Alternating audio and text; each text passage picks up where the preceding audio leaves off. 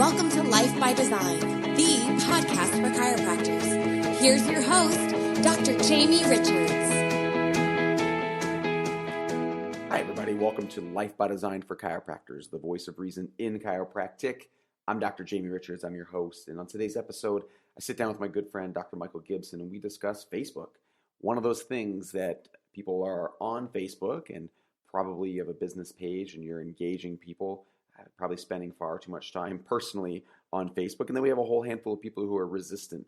And today we're going to talk about some very important points, at least some basic concepts to get you started. How to post, why to post, when to post, what to post. Kind of go into all the basics so you can have some very actionable steps as you leave here today. Going to be some downloads for you, so don't worry about everything's going to be in the show notes. You'll be able to grab all those. And Dr. Mike gives you a handful of tricks that you may not know about. They're going to maximize your experience on Facebook and maximize the benefit that you can get across to your patients. So enjoy today's episode of Life by Design for Chiropractors. Mike, welcome back to Life by Design for Chiropractors. How you doing today? I'm doing great. Thanks for having me.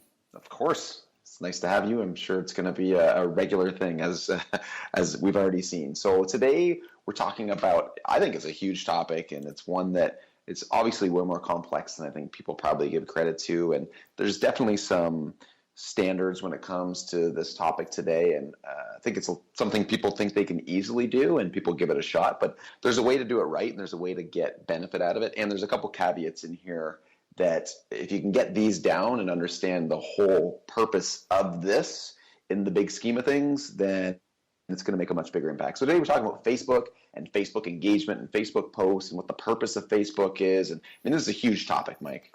Yeah, and it's funny as we were just talking before we hit record. I was thinking to myself, it's I really don't like being on Facebook, and it's something in fact that I've gone to the point of restricting my access and going onto my personal Facebook page to one time a day. That's it. That's all I allow myself to go on Facebook. And the funny thing is, I absolutely love doing business on Facebook. I love using it as a tool. I love just using it as a key part of my overall marketing strategy, and it's been a really effective one for me. And I really enjoy it. So I find it's kind of funny, this dichotomy between I really dislike it to use it personally, but I love using it for my business. I agree. And actually, one of the things that I did and changes I made as an extension of our chiropractic productivity system that we had put in place is, starting to take the Facebook app off my phone, and that was a game changer, man. that was something that really made a huge difference in my productivity, and we'll leave that for another time, talking about productivity and how to implement some of those things. But I love Facebook too, and I can say that we have a lot of leads coming off Facebook, and it for us it's actually been extremely helpful. I know we're going to discuss this idea of a mini website in the future part of the show here, but over the past few months, 6 months of the new Life by Design Center, I didn't have a website. I had a landing page. So I've actually used Facebook almost primarily as my website for that time. And it's been very, very helpful. We have a lot of our leads, a very high percentage, who come off Facebook. So I think that, there's some good and some bad, and there's a way that it can be used to maximize its efficiency and effectiveness. But as you said, it has to be a part of something bigger. So let's dig into this. And, right from the top, why should people, specifically chiropractors, why should chiropractors use Facebook? The real reason why they should use it. I think it's just a great place, very simply, to get eyeballs on your business. It's a place that you can build relationships. It's a place you can build community, get engagement, have conversations, allow people to really get to know you. And it's a place where there's a lot of traffic. I mean, there's a ton of traffic on Facebook, and I've been doing some ads recently and, putting in some certain parameters and then looking to see how many people, within 10 miles of my actual practice there are that are on Facebook. And some of the numbers are just staggering as to how many people use this thing. So there's a lot of eyeballs there. And so it's something that you need to be doing. It's not going away. So if you're not on Facebook as far as using it as a strategy, as part of your larger marketing plan, and you really need to do it because Facebook is not going away. Well, it's true. That's that's where people are. And I hear a lot of people say, "Well, I hate Facebook," and are working with clients who think that I haven't done it for this long. Why do I need to do it now? And we're talking about maximizing your effectiveness, you're out of your mind if you're not on Facebook. And like Mike said, you can limit your personal use of it, but look at this as a business tool. That's where people are. People are following along. That's where, unfortunately, probably people spend far too much of their time on Facebook, but it is where people are. So, to come up with a strategy or a component within your larger strategy for Facebook is absolutely vital. So that's what we want to spend today talking about, is how you can do it. And don't worry about writing things down, because everything that we're going to talk about today, we're going to share with you all of the tips, all of the strategies, all the tactics, everything we're going to take and compile it into a download for you in the show notes. So you can just go there and grab the download. So just listen, kick back, try and take in some of this and let your brain go a little bit and get some ideas and understand how you can start to implement this. So we've touched on it a couple times already just in the intro, but how does Facebook, or how should Facebook fit into something larger? I think, we're making the obvious points, and maybe it's not obvious, but this isn't your marketing plan. Facebook, there has to be something more to this. Absolutely. And yeah, if there's one takeaway, this, and chiropractors are notorious for this, and I'm going to put myself in that category where I have definitely done this in the past, where I've done a marketing campaign. I've tried something once, even if it worked well, sometimes I didn't do it again, and many times it didn't work at all, and I certainly just didn't do it again. But we need to have a plan. It needs to be a process. It needs to be long-term. This is something that's going to take work. It's going to take time and effort. And I also, in my opinion, I think Facebook, when best used, is used to gather leads. It's not a place to sell. It's not a place to, go directly to your office. Oftentimes there's some in between that has to happen, and that's a total another discussion for another day as to the best strategies to do that. But I think, you can leverage Facebook the best if you think of it as a really, really, really effective tool to get people onto your email list so that you can start to communicate them off of Facebook. And then, of course, that leads them down whatever funnel you create to eventually coming into your practice. Right. And Facebook is just a starting point. And as we alluded to, there's so many people there and so many people in your community, whether you're a large community or small community, there's so many people on Facebook who are in your target market. It's just a great starting point. But if you can't get them off of there, you're going to have a hard time communicating with them and leading them down a process, educating them, giving them value, and having them decide to do business with you. It really is just, it's not the only thing that you need to have in place. One of the things that you'll know or maybe don't know is that the algorithm for Facebook is essentially it's designed so unless you're advertising and boosting and paying for posts, a lot of people in the profession who have Facebook page, they just post on their Facebook. And they don't recognize that, Facebook is a business, not a charity, and it's designed to have you advertise with them. So that's what we want to talk about today, is how to first just get your Facebook page set up and acknowledge that that's the first thing you need to do. And we're not going to go into it, in depth. This is, there's already a lot of great resources to do this, and we'll put these in the show notes for you in the download so you can grab it.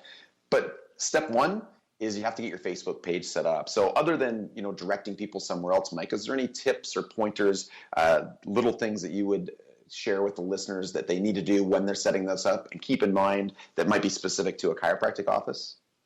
Yeah, I think just to keep it simple, you can definitely, like anything in the online world, go down a rabbit hole and never come back up. So I really encourage you just to kind of keep it simple. And that's why actually some of the resources that we've provided to help you set up your Facebook are people like Amy Porterfield and even Social Examiner, two of my favorites.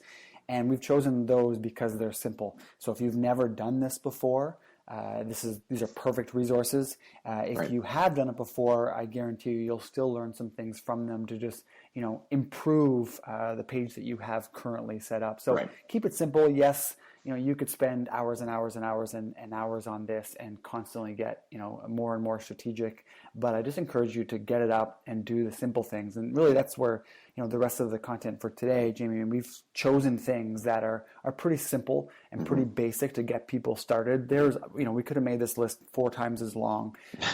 But I think if you just do these things, then you are going to do really well on Facebook. Yeah. As with anything, it comes down to taking action and just doing it. And, we'll make this a common theme as we go through these series of podcasts on Like by Design for Chiropractors.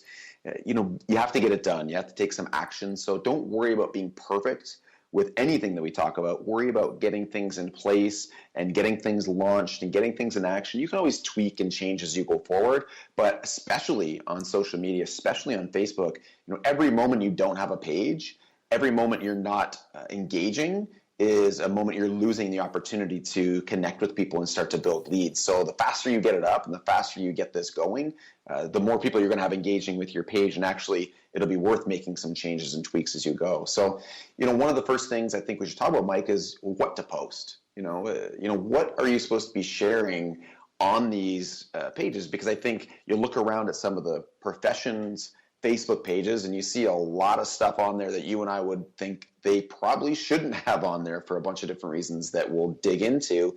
Where do people start with the content they should be posting, and how do they know what is going to be important to, the people that they're sharing with in their market?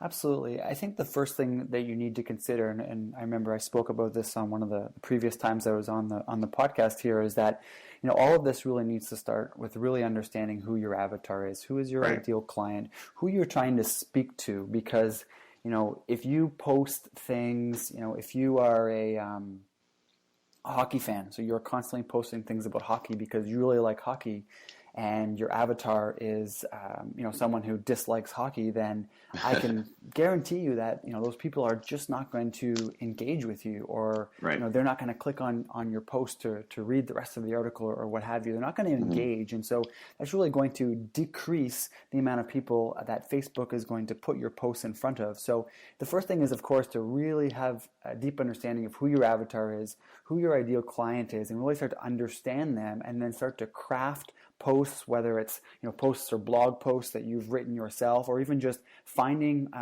relevant posts that they would like written by other people online and posting them. Right. So the key here is just figuring out who they are, and then making sure that your posts and the content that you're sharing is actually things that people care about. As I always like to say, start conversations that matter. Post or create really relevant content that people care about. And I think that is step number one. I think something you and I have been playing around with lately, and Mike and I are always trying to come up with new ideas and ways to implement this with our own practices. And I think it's worth noting, Mike, that you and I are in practice. And, through these podcasts, we're not just sharing with the listeners, what we do in terms of coaching and consulting and through Life by Design, but, we actually have practices. And I know you have a practice with, 3 other doctors. We run the Life by Design Center here. So, we've got lots of things going on. So we're doing it ourselves. And one of those things that, we've been working on lately is surveys. And I think, surveys, and Mike introduced me to this concept, has been really, really helpful. And it's been really interesting to see what's come out of them. And I think this is probably one of the best tools that exists currently to harvest information about what's important to the people that you'd like to market to. Yeah, I totally agree. And there's lots of different ways that you can use surveys, and maybe we can even do a whole future episode about this. But as it relates to what we're talking about today, I think obviously what you're alluding to is using a survey to learn more about what your audience and what your avatar cares about. And so, one of the things that we did maybe 3 or 4 months ago is sent out a survey, and again, we can talk about the details on a podcast coming up. But it was very strategically structured, and the questions were very, very specific. And what we were trying to do is get as much information out of people. In this case, it was people on our current list. So we had a few thousand people on our list that we were already engaged with us in some way. And we were trying to get them to tell us in their own words, which is really key, in their own words, what it is that they want to know more about, or what problems they're struggling with. And then, of course, using that information to decide and determine very strategically, what is it that we want to write about? What blog posts do we want to write? What content do we want to share? And also then taking it one step further is really starting to use their language, so that when we're posting on Facebook, above the article that we're sharing, the post that we're sharing, the little bit of copy that you get to write, actually using some of the words that they're using. That's when you really start to be able to really connect with these people.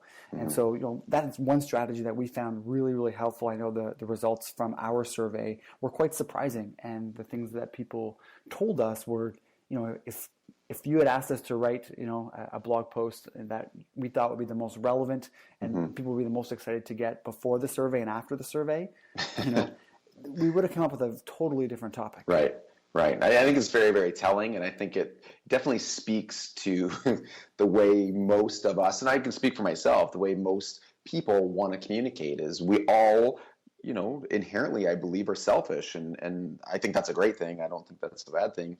And we want to know what we want to know. We want to talk about what we want to talk about. But when you're talking about running a business, and you're talking about bringing people into your business to provide them with a service that can benefit them, it needs to be communicated to them in a way that actually they care about and they're interested in. So I think the survey was very powerful, and it really drives a lot of the content you're going to put out. And the opposite is, it reminds us that some of the things we talk about are very disqualifying to people, and they actually are a huge negative. And we're both huge advocates of not talking about vaccines, especially vaccines, not talking about politics, not talking about medicine and how terrible it is. And I know that goes in the face of what we've been taught in chiropractic is this idea of we need to tell people what we believe.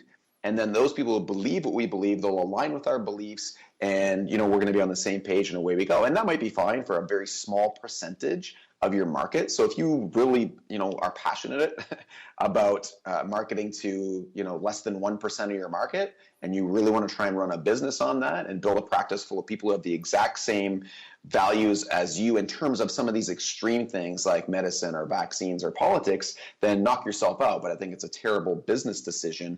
There's already all kinds of people in your market who match a lot of your other values, who want to find health, who want to, not take medication, but do something that's more, I don't necessarily love these terms, but more natural.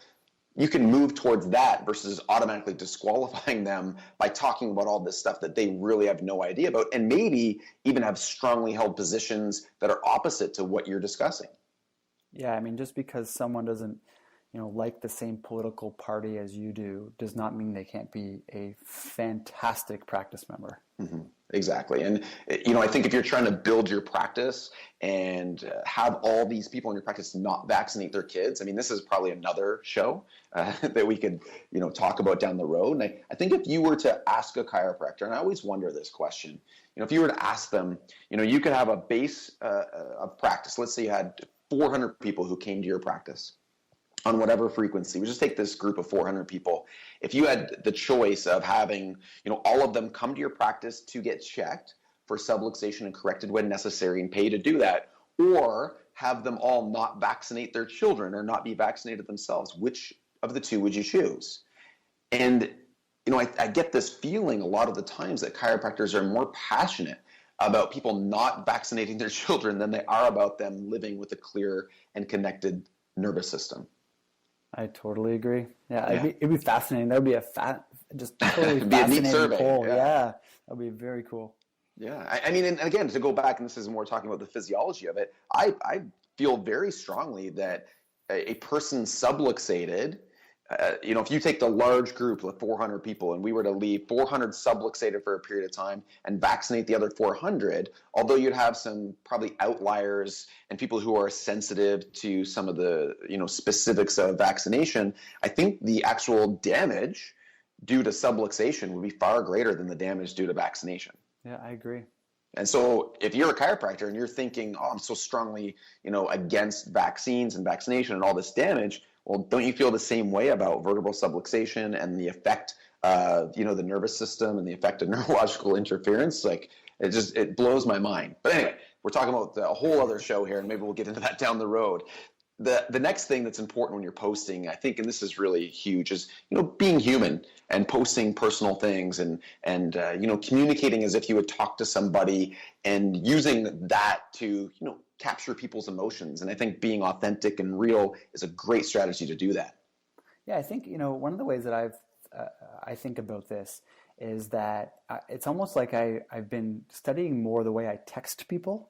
Because when I tend to text, I don't really use my phone for much of anything, but what I do is I make all my texts on my computer, and what I've started to realize and kind of just study, and after I've written a text, I've been studying it to see how did I phrase, like, how did I say that, because I wasn't trying to impress them. I was just trying to get the message across in Right. very everyday language. I was trying to be me, I was just being very personable, very human. I was just, typing as I talked. And Right.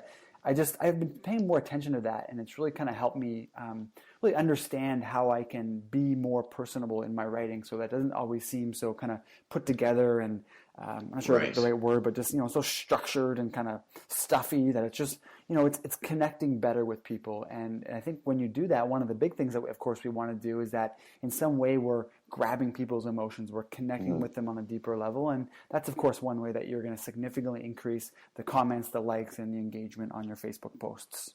So if you're posting personal things on, say, your business Facebook page, can you give me an example of what would be considered personal? Would I post something, about my dog, or when you say personal, are you saying always tie it back to something that is, chiropractically related or Life by Design related?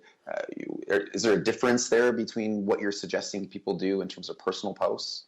Yeah, I think I can give you just a quick example. Sure. And then maybe sum it up. But there was a post that I put up earlier this week, and one of the latest podcasts that, of course, you recorded was all about, I forget the title, but it was all about CrossFit.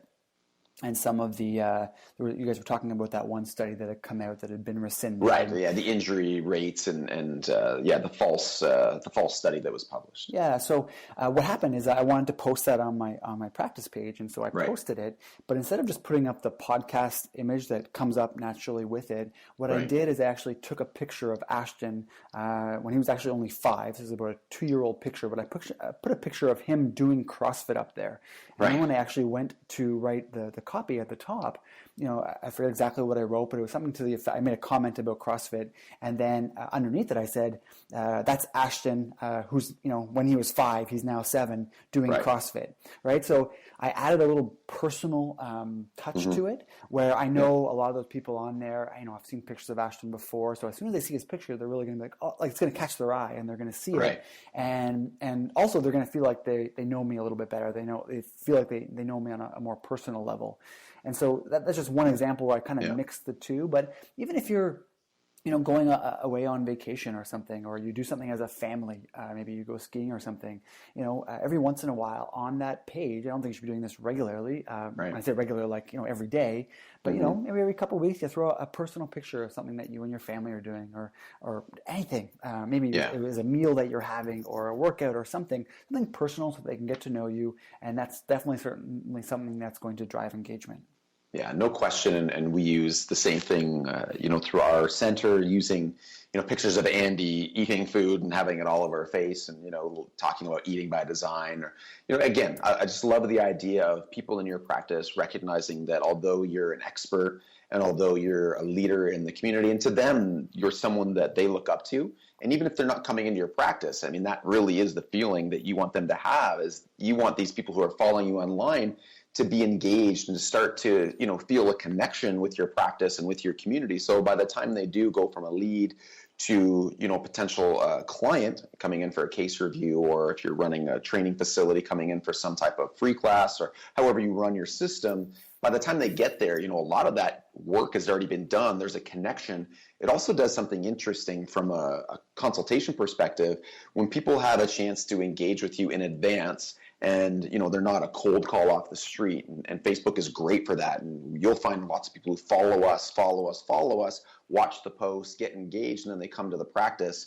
It allows us on day one as doctors to maintain a much more directive approach. We don't have to really try to connect with them as much. And I know a lot of times, in training, people are taught to really connect with people on day one. And although that's a part of it, if a lot of that work is done in advance, and Facebook can help with this, believe it or not, you can just be the doctor on day one. And you can take a very directive approach, which helps build certainty and is going to lead to better outcomes in terms of them being accepted into the practice, making good agreements, and so on. I like that, Jamie. I'd actually never even considered that, but I think that's a really, really great point. Well, every now and then, Mike, I drop one in.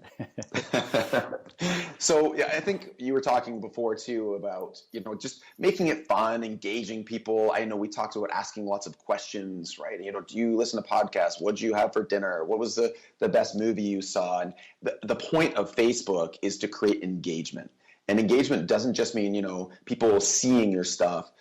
Truthfully, what you really want people to do is be liking it, but the ultimate is having people actually comment on it.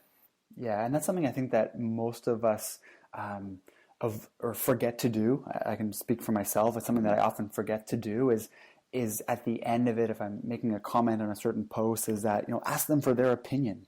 And, I think the best strategy that I found for that is trying to ask a question and get, putting some kind of call to action in there that requires a very short response, even a one-word response. Do you agree? Yes or no? And actually put yes or no there, so they know that all they have to do is put yes or no. They don't have to write you a dissertation, just saying whether or not they agree with you or not. But asking them to comment, asking them for their opinion, asking them for their favorite X, Y, or Z. Yeah. Where's your favorite place that you can go in town and eat by design? And get them to comment. And we need to. Don't expect them to respond or comment without you asking, because the majority of the time they will not.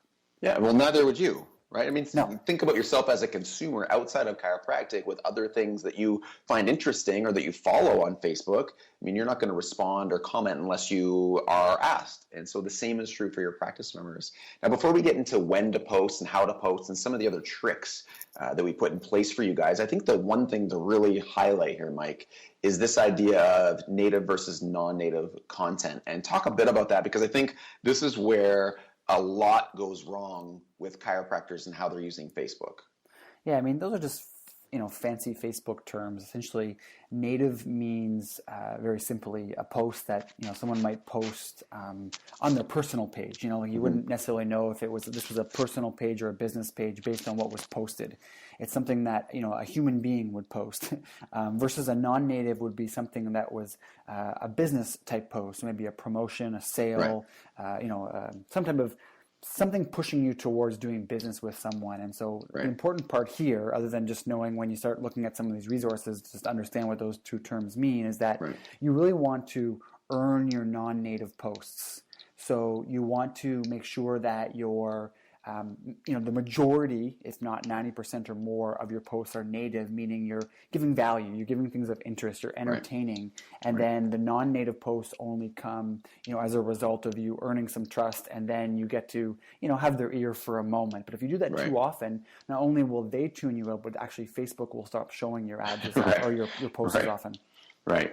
Well, one of the resources that, we like and, I think is still, valuable is Gary Vee's book. And that was it jab, jab, right hook? Jab, I think there's 3 jabs. Jab, right hook. Yeah. And that's kind of the idea, right? Is value, value, value, offer. Value, value, value, offer, invitation.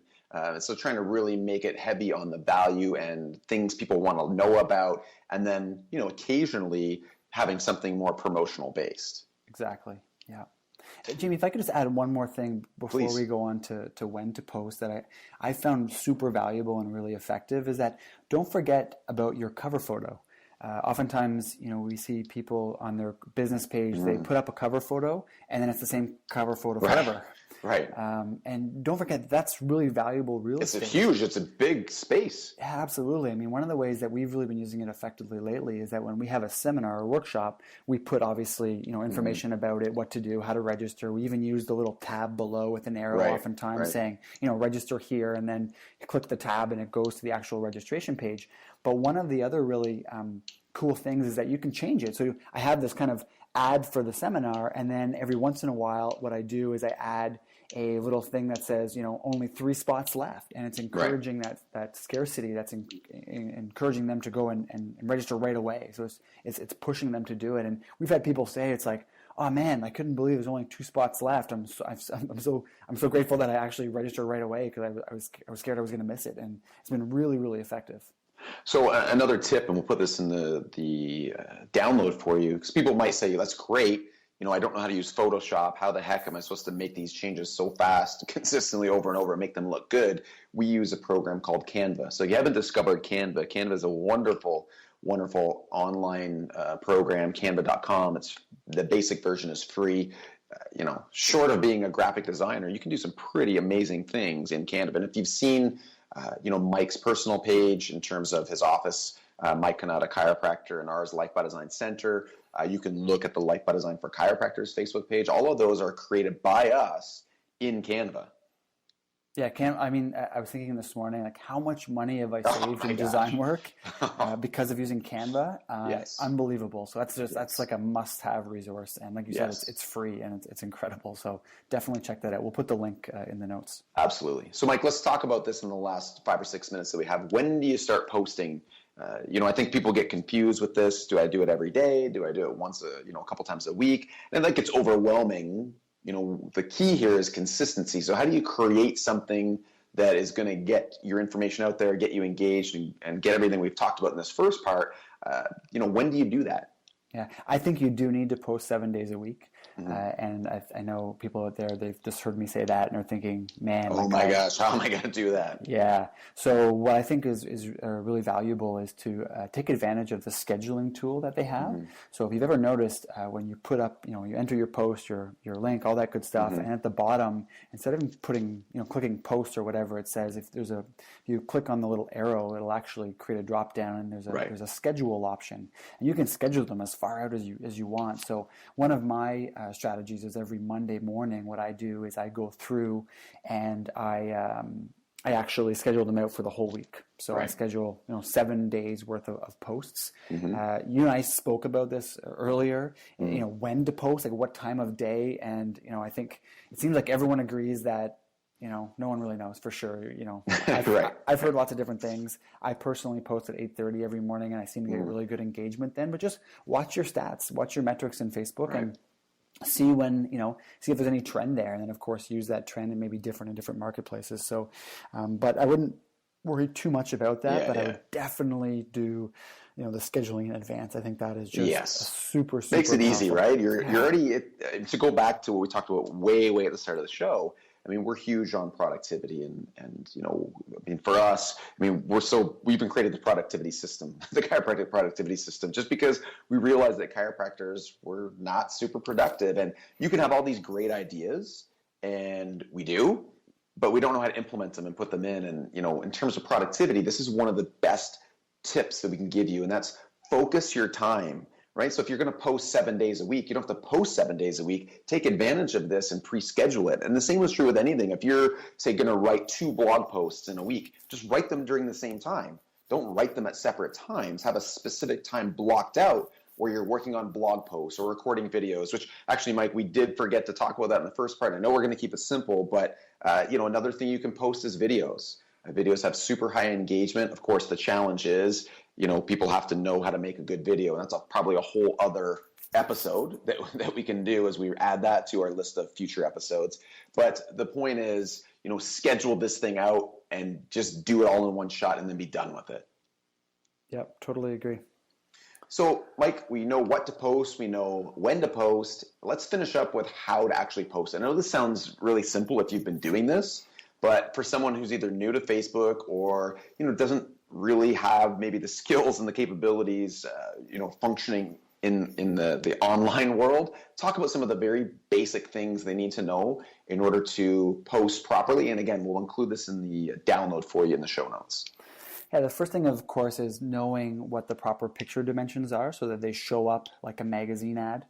As Gary Vee would say, and look really, really good, and they're formatted properly. And I have no idea what the dimensions are, but there's lots of good resources out there. One of the ones we'll post for you is the one from Rick Mulready, and he updates it regularly. So if Facebook makes changes, then he's always on that. So I don't know what they are, but you need to know what they are so that when you put a post up, and the really important part about that is that, I was putting up some ads yesterday, and I was actually looking at the statistics, and between the different comparing a desktop, a right sidebar ad, and a mobile.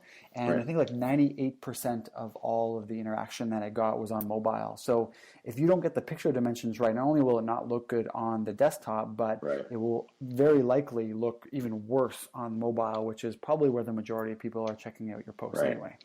Right. Good point. So you get the picture dimensions right. I think the other piece is, people wonder how they're supposed to get these pictures, where they're getting them. Similar to what you talked about earlier when you used the example of Ashton, you went and pulled your own picture off of this.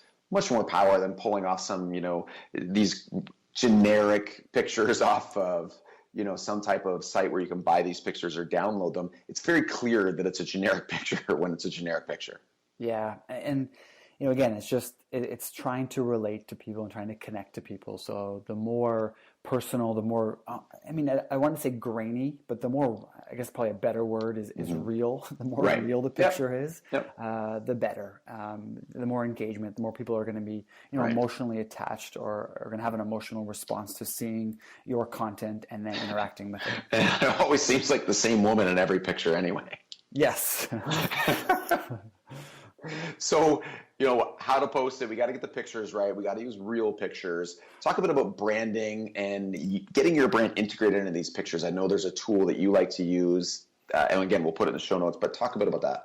Yeah, and you mentioned it already, is that off the top, is that you want to think of this as Facebook as your mini website. And so, of course, on your website, one of the most important things that I know all of you have done is, done a good job at trying to brand and have a consistent brand and a brand that you're proud of and that's aesthetically pleasing to your values.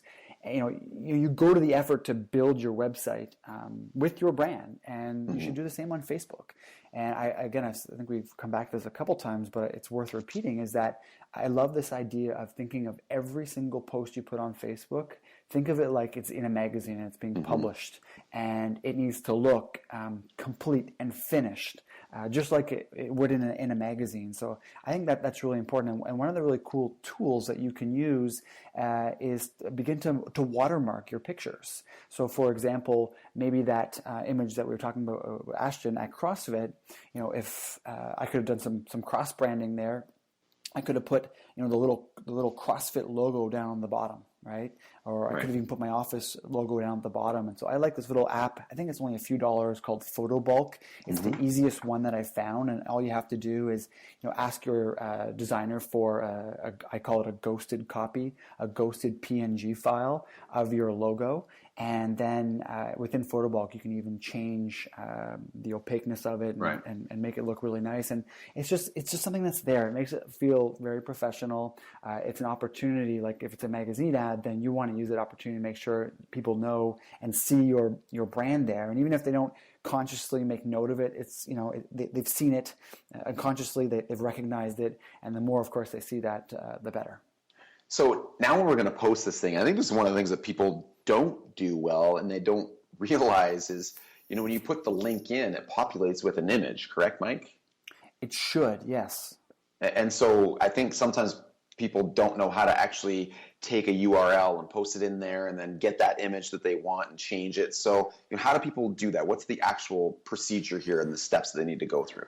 Yeah, to keep it really simple, if you have something that you want to share, you're going to copy and paste the URL there. And like you said, what Facebook should do is it should pull the image, it should pull a title, it should pull a little description. And often it pulls 2 or 3 images as well. It does now, yeah. So you get to choose depending on how the website was set up and how many pictures are on the page, et cetera, et cetera. So what you want to do is you want to post and copy and paste that URL, let it populate with that information. And actually, what I've learned recently is that Facebook actually prefers if you don't touch it.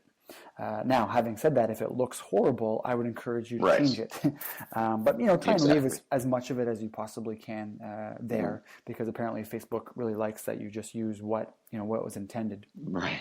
And so what you then want to do is, of course, I would recommend actually erasing the URL. Now that it's already populated it, then you can write your own copy there, and that's where we've been giving some examples of some very personal messages and comments, and that's where we put our call to action in to get them to actually comment or like the page. So I think very simply that's the step-by-step process.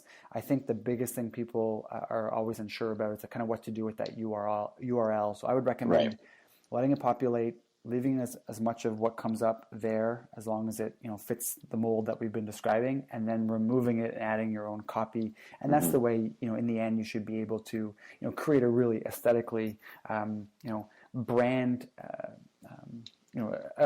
an image that really actually relates to your brand that you're proud to put there as if it was a magazine ad. Right. And then the final piece of that is to sign your name. And this goes back to, personalizing everything, especially if you're in a practice with multiple doctors or multiple staff, multiple people. You want people to get to know your team. You want them to get to know you. So, just signing it off as, Mike or Dr. Mike or Jamie or your staff can sign it off at the end. Because if you're posting as a business and there's multiple people don't know who's actually posting it. So especially if you happen to mention something in the first person, it is nice that people can connect to you and know who that's actually coming from. So we've talked about the, what to post. We talked about when and how. And the final trick, Mike, is, how do you start to accumulate all this stuff? Because I think that, you get there Monday morning and okay, I'm going to post 7 days worth of material. Where do you pull that from? Well, up until a couple of weeks ago, what I would do is that anytime I was I was on my computer and I came across either a blog post, a website, or an actual post on Facebook that I liked, what I would do is I would actually hit my little, I'm a big Evernote user. So again, we'll put that in the resource, but Evernote is just a note-taking system, and Evernote makes it easy because in Chrome, you can have a little icon in your toolbar at the top. Right. And if you're on any page, you just click that little button and it just automatically copies everything on that page into a specific folder in Evernote. And so I had a Evernote folder called, I think it's called Facebook content, and then it just goes there. So on Monday morning, what I would do is just open it up, and I'd have dozens of different articles that I wanted to post, and I'd go through and see something that was relevant, and I would just pick. So it was really easy. It was a very quick and easy process. One of the things I just realized, and whether it's been there for a while or not, but it's been really, really great, is that now in Facebook, when I'm on my phone, for example, I can actually, there's a little button in the top right on any link there, and you can actually save it. And then there's actually a little save folder there, so you can just click the save folder, and it'll actually show you all the different articles that you saved. And so I've been using both of those. If I'm on my phone and I see an article on Facebook I like, I've been using the save feature. If I'm on my computer, I've still been keeping with Evernote. So you need to use tools like that to, as you're just going through, your day, is just to, and you come across something that you think would be a good post, is just have some strategy to capture the data so that Monday morning is super easy and you're not sitting there for hours trying to find something that you think people would be interested in. And the final piece of the puzzle here, Mike, before we go, and guys, thank you so much for listening in again. We hope that the content has really helped you. I know all of these things are things that we do in our own practices, things that we coach and consult on and try and help other people implement with tons of success. So this stuff really does work. And if you're not doing it, then you need to start to program into your productivity system when and how you're actually going to start this process. But, let's just do this kind of reinforcement of the most important piece of all this. Facebook is simply a portion of your strategy. It is a part of the strategy where people are, lots of people in your market, and your job is to engage them, to warm them up, and to get them off of Facebook onto an email list. And so by building your engagement, building your likes, and getting people following you and paying attention, when you do run ads or you do run ads back to your blog where they can opt in, or other types of campaigns that you're running, the goal is to get them off any social media, not just Facebook, into your email list where you can market to them, deliver more valuable content. Because remember, with an email, there's a greater chance they're going to see it. You have more control over it. And that's obviously another show. And we'll definitely dig into that in future episodes. So thank you so much, Mike, for coming on the show. It was great as always. As always, looking forward to many more. And thank you for following Life by Design for Chiropractors, the voice of reason in chiropractic.